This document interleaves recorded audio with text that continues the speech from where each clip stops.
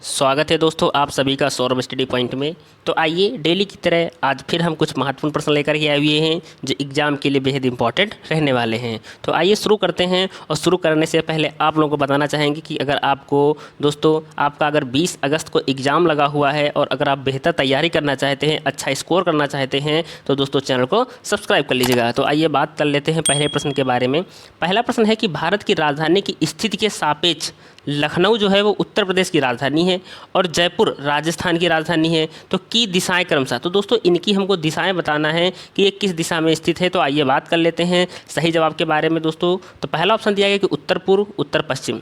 दोस्तों लखनऊ और जयपुर के बारे में बताया जा रहा है। तो दक्षिण पूर्व दक्षिण पश्चिम में है, दक्षिण पश्चिम दक्षिण पूर्व में है, उत्तर पश्चिम उत्तर पूर्व में है। तो आइए बात करते हैं राइट ऑप्शन के बारे में। तो इसका राइट ऑप्शन हमारा क्या हो जाएगा, दक्षिण पूर्व और दक्षिण पश्चिम जो हमारा जवाब होगा करेक्ट रहने वाला है। दोस्तों जैसा कि आपको पता है कि हमारी 4 दिशाएं होती हैं, ईस्ट वेस्ट नॉर्थ और साउथ। तो दोस्तों ये हमारी 4 दिशाएं होती हैं दोस्तों, और इन्हीं को लेकर दोस्तों ये हमारी सब दिशाएं भी यहाँ पर जो हैं वो बनती हैं दोस्तों। तो आइए अगले प्रश्न पर बढ़ते हैं। अगला प्रश्न हमारा क्या हो जाएगा, तो बात कर लेते हैं अगले प्रश्न के बारे में कि एक अध्यापिका की नियुक्ति महाराष्ट्र के एक विद्यालय में हुई। वह भोजन के विषय में पढ़ा रही है तथा यह भरली वागी का उदाहरण देती है जो कि एक व्यंजन है। तो दोस्तों क्वेश्चन को क्या बताया जा रहा है, बहुत अच्छे से समझना है कि एक जो टीचर है उसकी जो नियुक्ति होती है वो महाराष्ट्र के विद्यालय में होती है और वो भोजन के विषय में पढ़ा रही है तथा वह भरली वागी का उदाहरण देती है जो एक व्यंजन है जो बना है। तो आइए बात कर लेते हैं, बताना है कि वो किससे बना है। तो बात करें यहाँ पर पहले ऑप्शन के बारे में कि छोटे छोटे भरवा बैंगन से, सादा दाल का दम पुख्ता स्टू से, तीसरा ऑप्शन है ताज़ी पोमफ्रेट मछलियों का मलाईदार व्यंजन, चौथा ऑप्शन है कि आलू फूल गोभी तथा टमाटर की करी। तो आइए बात करते हैं इसके राइट ऑप्शन के बारे में। तो पहला ऑप्शन हमारा करेक्ट हो जाएगा, छोटे छोटे भरवा बैंगन से जो है, भरवा बैंगन जो होते हैं दोस्तों, जो बैंगन होते हैं उनको काट करके अंदर मसाला वगैरह भर करके तैयार किया जाता है, वही हमको उसको बोलते हैं भरवा बैंगन, हम लोग उसको बोलते हैं। तो दोस्तों इसी तरह के जो प्रश्न हैं आपको एग्जाम में बारी बारी से दिखाया जाएगा। तो आइए बढ़ते हैं इसी के साथ में हम अगले प्रश्न पर। अगला प्रश्न हमारा क्या रहने वाला है, तो बात कर लेते हैं अगले प्रश्न के बारे में कि पक्षियों के पंख विभिन्न रंगों आकारों एवं माप के होते हैं। इनके पंख उन्हें उड़ने में सहायता करते हैं तथा एक तो दोस्तों इनके विभिन्न रंग होते हैं, विभिन्न आकार होते हैं, विभिन्न माप के होते हैं। तो इनके जो पंख होते हैं वो उड़ने में सहायता करते हैं तथा और ऑप्शन में देखते हैं कि और भी ये किस काम में आते हैं। तो आइए बात करते हैं पहले ऑप्शन के बारे में, विभिन्न प्रकार का भोजन, उन्हें गर्म रखते हैं, विभिन्न तरीक़ों से चलने में, उन्हें जल सह बनाते हैं। तो दोस्तों उन्हें उड़ने में तो सहायता करते हैं और किस में वो उसको सहायता करते हैं। तो बात कर लेते हैं राइट ऑप्शन के बारे में। तो इसका तो हमारा सेकंड ऑप्शन हो जाएगा, करेक्ट हो जाएगा बी और डी। तो दोस्तों बी क्या है कि उन्हें गर्म रखते हैं, चौथा ऑप्शन है उन्हें जल सह बनाते हैं। तो हमारे बी और डी जो ऑप्शन होगा क्या हो जाएगा, करेक्ट हो जाएगा। आइए अगले प्रश्न पर बढ़ते हैं दोस्तों। अगले प्रश्न पर बढ़ते हैं कि अगला प्रश्न हमारा क्या रहने वाला है। तो यहाँ पर अगले प्रश्न के बारे में बात करें कि जो पशु अंडे देते हैं उनकी निम्नलिखित विशेषताएं होती हैं। तो जो भी प्रश्न जो दोस्तों जो पशु होते हैं और वो अंडे देते हैं तो उनकी कुछ निम्नलिखित विशेषताएँ होती हैं। तो आइए बात कर लेते हैं विशेषताओं के बारे में। तो पहला है कि उनके बाहरी कान एवं शरीर पर बाल होते हैं। दूसरा ऑप्शन है कि उनके आंतरिक कान एवं शरीर पर बाल होते हैं। तीसरा ऑप्शन है कि उनके आंतरिक कान होते हैं एवं शरीर पर बाल नहीं होते हैं। चौथा ऑप्शन है कि उनके बाहरी कान होते हैं एवं शरीर पर बाल नहीं होते हैं। तो इस तरह के प्रश्नों का जो हमारा राइट ऑप्शन रहने वाला है क्या हो जाएगा, तो आइए बात कर लेते हैं। तो सेकंड ऑप्शन करेक्ट हो जाएगा कि उनके आंतरिक कान एवं शरीर पर बाल होते हैं। क्या होते हैं कि उनके आंतरिक कान एवं शरीर पर बाल होते हैं। तो इस तरह से जो हमारा सेकंड ऑप्शन होगा वो करेक्ट हो जाएगा। आइए अगले प्रश्न पर बढ़ते हैं। अगला प्रश्न यहाँ पर क्या देखने को मिल रहा है कि उस पहली भारतीय महिला का नाम जिन्होंने एवरेस्ट पर्वत की चोटी पर कदम रखा, राष्ट्रीय ध्वज तिरंगा गाड़ा तथा कई फोटो भी खींची। तो हमको उस भारतीय महिला का नाम बताना है। तो दोस्तों आइए बात कर लेते हैं पहले ऑप्शन के बारे में। पहला ऑप्शन है हमारा कर्णम मल्लेश्वरी, दूसरा ऑप्शन है सुनीता विलियम्स, तीसरा ऑप्शन है सूर्यमणि, चौथा ऑप्शन है हमारा बछेंद्री पाल। तो यहाँ पर अगर हम राइट ऑप्शन के बारे में बात करें तो हमारा जो चौथा ऑप्शन हो जाएगा करेक्ट हो जाएगा बछेंद्री पाल। बछेंद्री पाल माउंट एवरेस्ट की चोटी पर पहुँचने वाली पहली भारतीय महिला हैं और दुनिया की 5वीं महिला है। अगर बात करें दोस्तों दुनिया की, अगर बात करें कि कौन सी महिला हो जाएंगी दोस्तों, ये 5वीं महिला हैं जो जिन्होंने दोस्तों माउंट एवरेस्ट की चोटी पर पहुंची। दोस्तों इसी तरह के प्रश्न आपको एग्जाम में देखने को मिलेंगे। तो उम्मीद करते हैं कि आप लोगों को ये प्रश्न भी बहुत अच्छे से समझ में आ रहे होंगे। आइए अगले प्रश्न पर बढ़ते हैं दोस्तों। अगला प्रश्न हमारा दिया गया है कि निम्नलिखित में से कौन सा कथन मणिपुर के संबंध में सही है। तो हमको कुछ कथन दिए गए हैं, बताना है कि कौन से कथन जो हैं वो मणिपुर के संदर्भ में सही हैं। तो पहला ऑप्शन है कि मणिपुर का अर्थ है जेवरों का देश। दूसरा ऑप्शन है लावनी मणिपुर का लोक नृत्य है। तीसरा ऑप्शन है कि लोकटक ताल जाना जाता है फुमदी नामक गोलाकार तैरते हुए दलदलों के लिए। चौथा ऑप्शन हमारा क्या है कि मणिपुर बांस के उत्पादों का सबसे बड़ा उत्पादक है। तो दोस्तों यहाँ पे जो प्रश्न दिया गया है तो हमको उसके कुछ ऑप्शन दिए गए हैं, ऑप्शन में हमको टिक करना है कि कौन सा ऑप्शन जो होगा वो राइट हो जाएगा। तो यहाँ पे जो सेकंड ऑप्शन है वो हमारा राइट हो जाएगा, ए, बी और डी। कौन कौन से दोस्तों, ए, बी, डी और जो हमारे ऑप्शन होंगे वो करेक्ट हो जाएंगे। तो सी वाला जो ऑप्शन होगा वो हमारा सही नहीं रहने वाला है। तो मणिपुर का अर्थ दोस्तों जेवरों का देश है। लावनी मणिपुर का लोक नृत्य है। एग्जाम में ये भी पूछा जा सकता है कि लावनी किस राज्य का लोक नृत्य है। तो आप लोग को याद रखना है कि कहाँ का है, मणिपुर का लोक नृत्य है। मणिपुर जो है वो बांस के उत्पादों का सबसे बड़ा उत्पादक है। तो इस तरह से ए, बी, डी और हमारे ऑप्शन क्या हो जाएंगे, करेक्ट हो जाएंगे। आइए अगले प्रश्न पर चलते हैं कि कार्य ऐसी चीज़ है जो हम करते हैं। कार्य जो है एक ऐसी चीज़ है जो हम करते हैं। तो पहला ऑप्शन है हमारा यश कमाने के लिए, दूसरा ऑप्शन है मनोरंजन के लिए, तीसरा ऑप्शन है अपने को व अन्य लोगों के सहारा भरण पोषण के लिए, चौथा ऑप्शन हमारा दोस्तों हो जाए ऊर्जा बचाने के लिए। तो आइए अगर बात करें यहाँ पे राइट ऑप्शन के बारे में दोस्तों, तो इसका जो राइट ऑप्शन हो जाएगा हमारा क्या हो जाएगा दोस्तों, थर्ड ऑप्शन करेक्ट हो जाएगा। थर्ड ऑप्शन जो हमारा करेक्ट रहने वाला है। तो थर्ड ऑप्शन के बारे में बात करें तो कार्य जो है अपने को व अन्य लोगों को सहारा भरण पोषण के लिए करते हैं दोस्तों। किसके लिए करते हैं, सहारा भरण पोषण के लिए करते हैं। आइए अगले प्रश्न पर बढ़ते हैं दोस्तों। अगला प्रश्न है कि हाथियों के झुंड के बारे में निम्नलिखित में से कौन सा सही है। तो बात कर लेते हैं हाथियों के झुंड के बारे में। तो पहला ऑप्शन है कि उनके झुंड में हमेशा 2 या 2 से अधिक नर हाथी होते हैं। दूसरा ऑप्शन हमारा है कि उनके झुंड में सारे नर हाथी होते हैं तथा हाथी के बच्चे मादा हाथियों में साथ रहते हैं। तीसरा ऑप्शन है कि नर हाथी के साथ 14 से 15 वर्ष की आयु तक रहते हैं। और हमारा चौथा ऑप्शन जो यहाँ पर रह जाएगा, उनके झुंड के केवल मादाएं तथा हाथियों के बच्चे रहते हैं। तो अगर बात करें यहाँ पे करेक्ट ऑप्शन के दोस्तों, तो जो हमारा राइट ऑप्शन हो जाएगा वो सी और डी रहने वाला है। तो आइए देखते हैं सी और डी में क्या ऑप्शन हो जाएगा कि नर हाथी के साथ 14 से 15 वर्ष की आयु तक रहते हैं। चौथा ऑप्शन है यहाँ पर कि उनके झुंड के केवल मादाएं तथा हाथियों के बच्चे रहते हैं। तो इस तरह से हमारा सी और डी जो राइट हो जाएगा ऑप्शन करेक्ट रहने वाला है। आइए अगले प्रश्न पर चलते हैं। अगला प्रश्न है कि कक्षा 5 की पाठ्य पुस्तक में गोलकोंडा किले का मानचित्र दिया गया है। कहाँ का दोस्तों, गोलकोंडा किले का मानचित्र दिया गया है। इस पर दाहिने नीचे की ओर पैमाना छपा है। पैमाना जो है वो 1 सेंटीमीटर बराबर 110 मीटर है। यदि इस मानचित्र पर फतेह दरवाज़ा और पटन चेरू दरवाज़ा के बीच की दूरी जो है दोस्तों वो 15.2 सेंटीमीटर है, तो इन दोनों स्थानों के बीच की वास्तविक दूरी क्या होगी। तो आइए बात कर लेते हैं वास्तविक दूरी के बारे में। तो जैसा कि आप लोगों को पता है यहाँ पर दिया गया है कि 1 सेंटीमीटर बराबर कितना दिया गया है दोस्तों, 110 मीटर दिया गया है। फतेह दरवाज़ा और पटनेरू, जो फतेह दरवाज़ा दोस्तों है और पटनेरू दरवाज़ा के बीच की दूरी कितनी यहाँ पर दी गई है दोस्तों, जैसा कि आप लोग देख पा रहे होंगे 15.2 दी गई है। कितनी दी गई है, 15.2 दी गई है यहाँ पर। अब दोस्तों अगर बात करें तो इनके बीच की वास्तविक दूरी अगर हम निकालेंगे, डिस्टेंस निकालेंगे, तो क्या करेंगे दोस्तों, तो ये हो जाएगा 15.2 की मल्टी कितने से करेंगे, 110 से करेंगे। 110 से करने के बाद जब हम मल्टी करेंगे दोस्तों, तो हमने इसकी मल्टी पहले से कर रखी, गुणा कर रखी है क्योंकि समय बच जाएगा दोस्तों। तो इसका जो मल्टी करेंगे, गुणा करेंगे तो आ जाएगा 1672 मीटर। कितना आ जाएगा, 1672 मीटर निकल के आ जाएगा दोस्तों।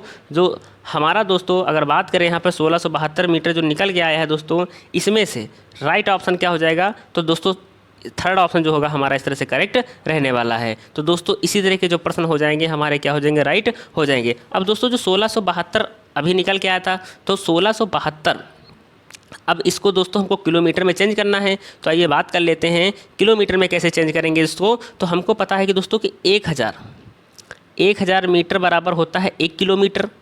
1 किलोमीटर अब हम यहाँ पे 1672 मीटर को जब चेंज करेंगे तो 1672 बटे 1000, नीचे दोस्तों जितने जीरो हों उतने अंकों के बाद पॉइंट लगा देंगे, तो ऊपर से 3 अंकों के बाद पॉइंट लगाएंगे तो 1.672 किलोमीटर हमारा क्या हो जाएगा, जवाब राइट हो जाएगा। तो इसी तरह के अगर प्रश्न आते हैं तो आप लोग आसानी से कर पाएंगे। आइए अगला प्रश्न देखते हैं कि सोना की सहेली तारा मिजोरम से तारा को हिंदी बोलने से परेशानी होती है क्योंकि मिजोरम में बोली जाने वाली भाषा। तो दोस्तों अगर हम बात करें मिजोरम में प्रमुख भाषा कौन सी है बोली जाने वाली, तो बात करें राइट ऑप्शन के बारे में, तो हमारे यहाँ पे 4 ऑप्शन दिए गए हैं, खासी असमी, मीजो लुसुई कुकी, मोतेलाल अंग्रेजी, माओ बंगाली। तो इसका राइट ऑप्शन क्या हो जाएगा हमारा सेकेंड ऑप्शन मीजो लुसेई और कुकी जो जवाब होगा हमारा इस तरह से करेक्ट हो जाएगा। तो दोनों ऑप्शन जो हमारे राष्ट्रीय जो वहाँ की भाषा है, लैंग्वेज है, वो रहने वाली है।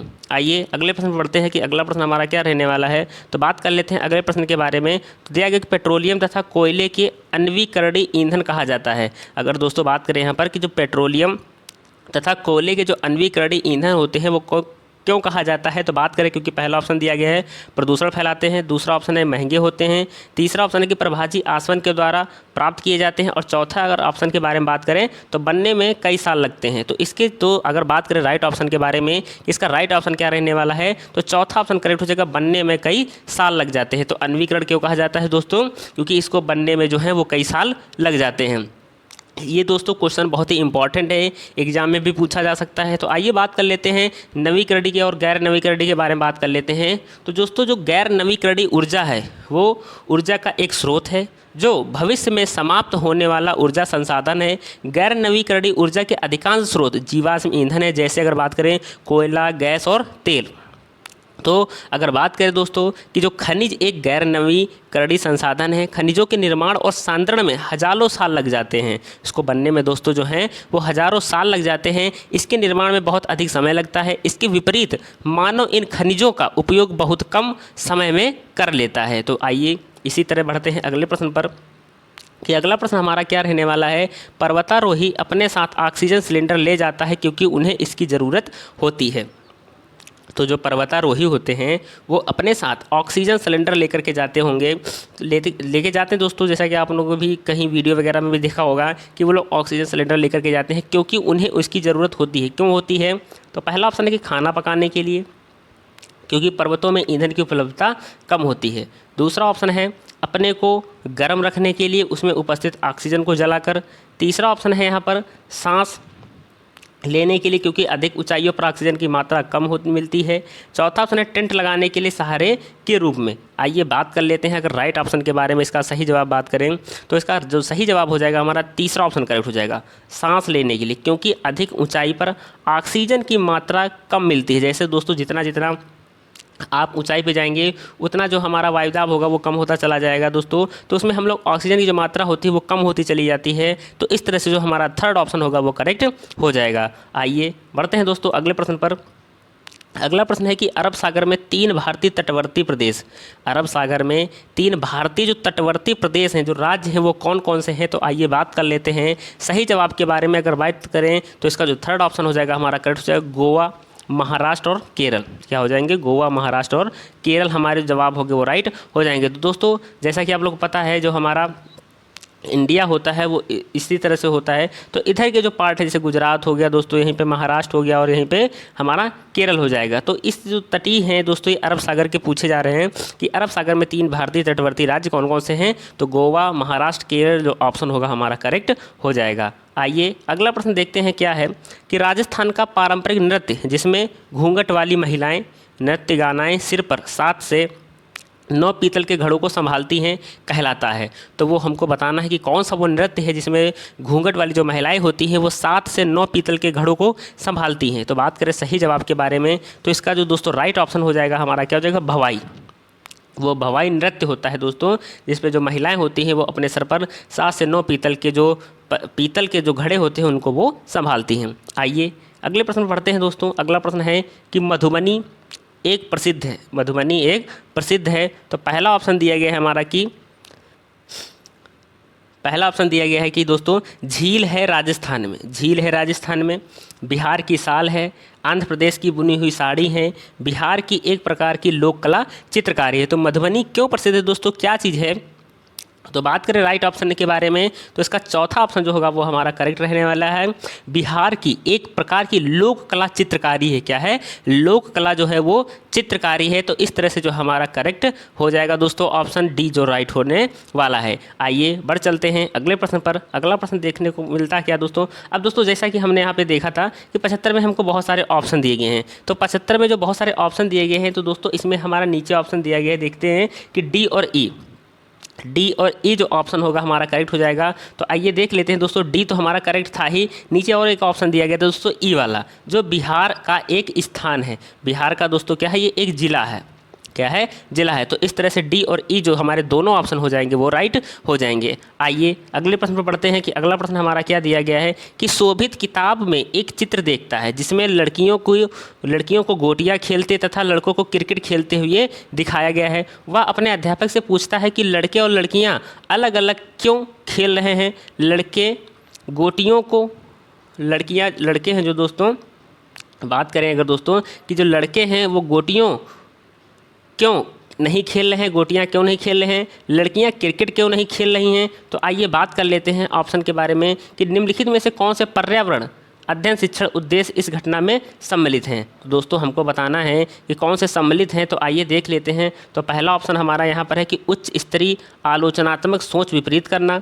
दूसरा ऑप्शन है व्यापक सांस्कृतिक नजरिया एवं सौंदर्य के प्रति संवेदन विकसित करना। तीसरा ऑप्शन है अवलोकन और चित्रण के आधार पर समझ विकसित करना। और चौथा ऑप्शन हमारा क्या यहाँ पर दोस्तों रहने वाला है कि सामाजिक घटना के बारे में जिज्ञासु बनाने के लिए संज्ञानात्मक क्षमता विकसित करना। तो इसी तरह के जो प्रश्न हैं एग्जाम में आपको देखने को मिलेंगे। तो आइए बात करेगा इसके राइट ऑप्शन के बारे में दोस्तों कि इसका राइट ऑप्शन क्या हो जाएगा। तो इसका जो सही जवाब हो जाएगा हमारा चौथा ऑप्शन करेक्ट हो जाएगा दोस्तों। तो चौथा ऑप्शन हमारा यहाँ पर क्या देगा, ए, सी और डी जो जवाब होगा हमारा क्या हो जाएगा, राइट रहने वाला है। क्या हो जाएगा, ए, सी और डी करेक्ट हो जाएगा। तो आइए देखते हैं ए, सी और डी हमारे कौन कौन से ऑप्शन हो जाएंगे दोस्तों, ए, सी और डी। तो दोस्तों बी वाला जो ऑप्शन होगा हमारा गलत हो जाएगा, रॉन्ग हो जाएगा।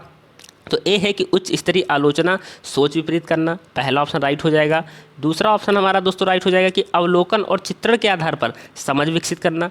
और चौथा जो ऑप्शन हो जाएगा सामाजिक घटना के बारे में जिज्ञासु बनाने के लिए संज्ञात्मक क्षमता विकसित करना। तो इस तरह से हमारा ए, सी और डी जो ऑप्शन होगा हमारा करेक्ट हो जाएगा। तो आप लोग समझ गए होंगे कि वहाँ पे जो बच्चे खेल रहे थे कि एक दोस्तों दोनों बच्चे जो थे, एक लड़का था एक लड़की थी, दोनों अलग अलग गेम खेल रहे थे। तो उनके लिए दोस्तों क्या बताया गया था। तो इस तरह से हमारा राइट ऑप्शन हो जाएगा। आइए अगले प्रश्न पढ़ते हैं दोस्तों कि अगला प्रश्न हमारा क्या है कि पर्यावरण अध्ययन के एक शिक्षक के रूप में आप कक्षा सेकंड के अपने विद्यार्थियों के समक्ष विषय ऋतुएं प्रस्तावित करना चाहते हैं। निम्नलिखित में से कौन सा एक उत्तम शिक्षण शास्त्रीय युक्ति है। तो दोस्तों कौन सी एक शिक्षण शास्त्रीय युक्ति है जो सबसे उत्तम है। तो आइए बात कर लेते हैं राइट ऑप्शन के बारे में। तो हमारा अगर दोस्तों पहला ऑप्शन के बारे में बात करें कि सम प्रत्यय ऋतुएं समझाने के लिए चार्ट एवं पुस्तकों का उपयोग।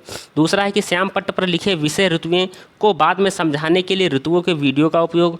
तीसरा ऑप्शन है हमारा यहाँ पर कि ऋतुओं पर लिखे लेख पढ़ने के लिए समाचार पत्रों का उपयोग। और दोस्तों चौथा ऑप्शन जो हमारा यहाँ पर दिया गया है कि ऋतुओं के विषय में रुचि का विकास करने के लिए भोजन की आदतों, पहनने के वस्त्रों और संदर्भित स्थानों के साहित्य का उपयोग। तो इस तरह से अगर बात करें राइट ऑप्शन के बारे में तो चौथा ही ऑप्शन हमारा करेक्ट हो जाएगा। ऋतुओं के विषय में रुचि का विकास करने के लिए भोजन की आदतों, पहनने के वस्त्रों और संदर्भित स्थानीय साहित्यों का उपयोग। तो इस तरह से जो करेक्ट ऑप्शन हमारा कौन सा रहने वाला है, चौथा ऑप्शन हमारा राइट हो जाएगा। आइए अगले प्रश्न पढ़ते हैं इसी के साथ में हम कि अगला प्रश्न हमारा यहाँ पर दिया गया है कि निम्नलिखित में से कौन सा कथन आकलन की प्रकृति को सही व्याख्या करता है। निम्नलिखित में से कौन सा कथन जो है वो आकलन की प्रकृति की सही व्याख्या करते हैं। तो आइए बात कर लेते हैं पहले ऑप्शन के बारे में कि शिक्षण अधिगम की प्रक्रिया का एक अंग है जो सतत चलता रहता है। तो पहला ऑप्शन हमारा हो गया। दूसरा ऑप्शन हमारा यहाँ पर क्या है कि विद्यार्थियों की जो उपलब्धि स्तर तथा उन्हें क्या नहीं आता है के बारे में अवगत कराता है। तीसरा ऑप्शन है कि सीखने में आई बाधाओं का पता लगाकर उन्हें दूर करने में सहायक। चौथा ऑप्शन हमारा अगर बात करें यहाँ पर है कि विद्यार्थियों की सीखने की प्रवृत्ति, रुचि एवं पूर्व अनुभवों के बारे में अवगत कराता है। तो दोस्तों आइए बात कर लेते हैं इसके राइट ऑप्शन के बारे में। तो इसका जो राइट ऑप्शन हो जाएगा हमारा थर्ड रहने वाला है, ए, सी और डी। तो आइए ए, सी, डी में बात कर लेते हैं कि कौन कौन से ऑप्शन दिए गए हमारे दोस्तों हैं। ए, सी और डी जो ऑप्शन होंगे हमारा करेक्ट हो जाएगा दोस्तों। तो ए हो गया दोस्तों, बी हमारा गलत हो जाएगा, सी और डी ऑप्शन पहला सही है, तीसरा सही है। तो पहला क्या कि शिक्षण अधिगम की प्रक्रिया का एक अंग है जो सतत चलता रहता है। दूसरा ऑप्शन है यहाँ पर कि सीखने में आई बाधाओं का पता लगाकर उन्हें दूर करने में सहायक है। तीसरा ऑप्शन है यहाँ पर हमारा राइट कि विद्यार्थियों के सीखने की प्रवृत्ति, रुचि एवं पूर्व अनुभवों के बारे में अवगत करा जाता है। तो इस तरह से हमारे राइट ऑप्शन रहने वाले हैं। आइए बात कर लेते हैं दोस्तों, अगले प्रश्न पर चलते हैं कि अगला प्रश्न हमारा यहाँ पर है कि कक्षा 5 के पर्यावरण अध्ययन शिक्षक के रूप में पाठ बोलती इमारतें के लिए आपको विद्यार्थियों के ऐतिहासिक इमारतों को प्रस्तुत करने की आवश्यकता है। आप क्या सोचते हैं कि कौन सी विधि सर्वोत्तम उत्तम होगी? तो आइए जानते हैं कि कौन सी विधि होगी जो सर्वोत्तम रहने वाली है। तो पहला ऑप्शन दिया गया ऐतिहासिक इमारतों से संबंधित आभासी सैर, ऑनलाइन खेल और पहला ऑप्शन हो गया। दूसरा ऑप्शन हो जाएगा हमारा यहाँ पर ऐतिहासिक इमारतों पर परिच्छेद पतन। तीसरा ऑप्शन हो जाएगा स्थानीय ऐतिहासिक इमारतों का भ्रमण और तत्पश्चात उन पर चर्चा। चौथा ऑप्शन जो हमारा हो जाएगा ऐतिहासिक इमारतों का भूतकाल समझाने के लिए व्याख्यान चर्चा विधि। तो इस तरह से अगर बात करें हमारे राइट ऑप्शन के बारे में दोस्तों, तो थर्ड ऑप्शन करेक्ट हो जाएगा स्थानीय ऐतिहासिक इमारतों का भ्रमण और तत्पश्चात उन पर चर्चा करना। तो उनके बारे में पहले उनको भ्रमण कराना, बच्चों को भ्रमण कराने के बाद उस पर चर्चा करना, उनके बारे में बताना। तो हमारा ये थर्ड जो ऑप्शन होगा हमारा करेक्ट हो जाएगा। आइए अगला प्रश्न देखते हैं इसी के साथ में कि अध्यापक विद्यार्थियों से एक चींटी का चित्र बनाने के लिए कहते हैं।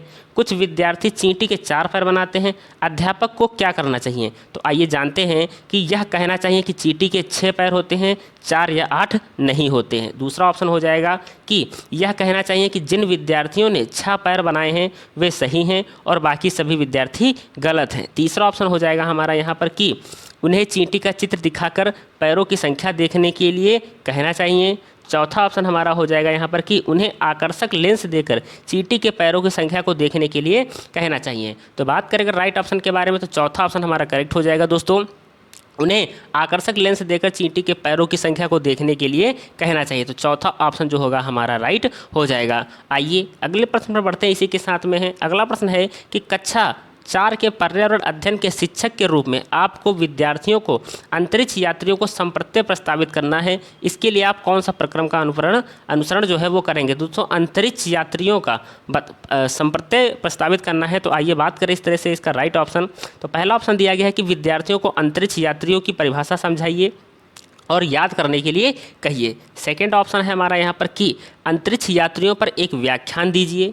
तीसरा ऑप्शन है कि भारत के अंतरिक्ष यात्रियों की आत्मकथाएं साझा कीजिए और उनकी मुख्य विशेषताओं को इंगित करिए। चौथा ऑप्शन यहाँ पर अगर हम बात करें कि अंतरिक्ष यात्रियों की कहानी साझा कीजिए और विद्यार्थियों के विषय में समझाने में सहायता कीजिए। तो अगर बात करें यहाँ पर राइट ऑप्शन के बारे में, तो थर्ड ऑप्शन हमारा करेक्ट रहने वाला है दोस्तों। थर्ड ऑप्शन है यहाँ पर कि भारत के अंतरिक्ष यात्रियों की आत्मकथाएं साझा कीजिए और उनकी मुख्य विशेषताओं को इंगित कीजिए। तो तीसरा ऑप्शन हमारा क्या हो जाएगा? राइट हो जाएगा। आइए बढ़ते हैं दोस्तों अगले प्रश्न पर।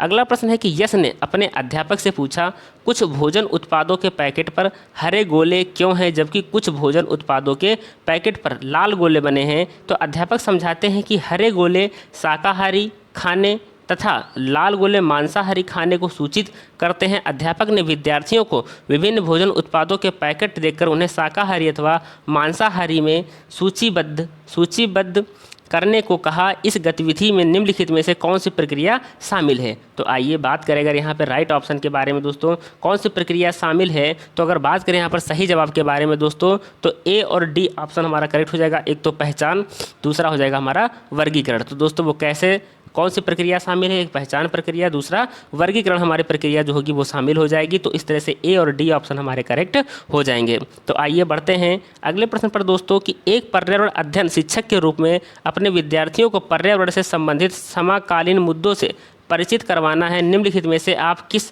प्राथमिकता देंगे? तो आइए बात करें कि किसे प्राथमिकता देने वाले हैं। तो पहला ऑप्शन हमारा दिया गया है यहाँ पर कि विद्यार्थियों को समाचार चैनल देखने के लिए कहेंगे। दूसरा ऑप्शन है कि विद्यार्थियों को घर पर समाचार पत्रों को ग्राहक बनने के लिए कहेंगे। तीसरा ऑप्शन है यहाँ पर कि कक्षा में संबंधित लेखों का उल्लेख करेंगे एवं उनको साझा भी करेंगे। चौथा ऑप्शन के बारे में अगर हम बात करें यहाँ पर कि घर पर समाचार पत्र पठन को सुनिश्चित करने के लिए माता पिता से बात करेंगे। तो दोस्तों जो हमारा ये प्रश्न है, आप लोग इसका हमें प्रश्न कमेंट में दोस्तों कमेंट बॉक्स में कमेंट करके बताएंगे, क्योंकि ये हम प्रश्न आप लोगों के लिए होमवर्क के लिए छोड़ रहे हैं। तो उम्मीद करते हैं कि आप लोग इस प्रश्न का जवाब हमें ज़रूर देंगे। और दोस्तों अगर चैनल पे अभी तक नए हैं तो चैनल को सब्सक्राइब कर लीजिएगा, और हम आपको डेली एक वीडियो प्रोवाइड कराएंगे जो आपको 20 अगस्त को दोस्तों जो एग्ज़ाम होने वाला है उसमें आप बहुत ही हेल्प पा सकते हैं। तो दोस्तों इसी तरह के प्रश्न एग्जाम में आपको बारी बारी से देखने को मिलेंगे। तो उम्मीद करते हैं कि आप लोगों को ये प्रश्न बहुत अच्छे से समझ में आए होंगे। धन्यवाद।